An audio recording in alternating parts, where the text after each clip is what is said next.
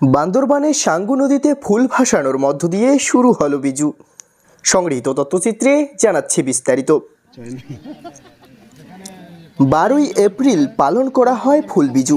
বান্দরবানে সাঙ্গু নদীতে ফুল ভাসানোর মধ্য দিয়ে শুরু হয়েছে চাকমা ও তঞ্চাঙ্গা সম্প্রদায়ের বিজু ও বিশু উৎসব।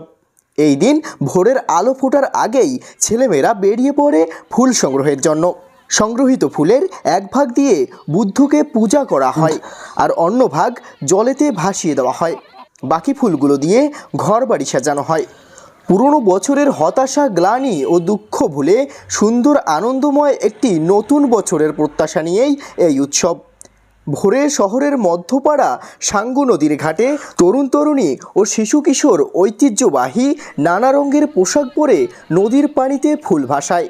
এ সময় তারা নতুন বছরের শুভ কামনায় ভগবান বুদ্ধের কাছে প্রার্থনা জানায়। এ সময় অনেকে নদীতে পূজাও দেন। বান্দরবান শহরের বিভিন্ন এলাকা থেকে চাকমা ও তঞ্চাঙ্গা সম্প্রদায়ের নারী পুরুষ এই ফুল ভাসানো উৎসবে অংশগ্রহণ করে। তাদের বিশ্বাস, নতুন বছরের শুরুতে নদীতে ফুল ভাসালে সামনের বছরগুলোতে মঙ্গল বয়ে আনবে। আমরা মূলত আজকেই প্রথম শুরু আমাদের ফুল বিজু। আর আমরা সবার পরিবার নিয়ে এবং এলাকাবাসী আত্মীয় স্বজন নিয়ে বন্ধু বান্ধব নিয়ে আমরা সাঙ্গু নদীতে আসি। এই দিনে ঘরে ঘরে পোলাও, পায়েস, পাচন সহ অনেক ধরনের সুস্বাদু খাবার রান্না করা হয়।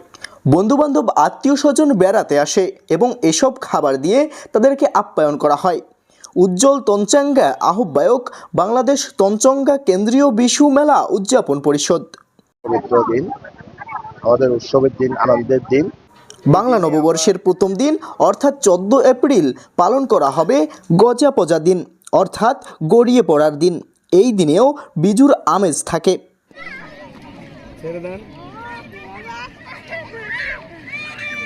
Desk report, Mubashshirul Hasan, CST global news 24 TV.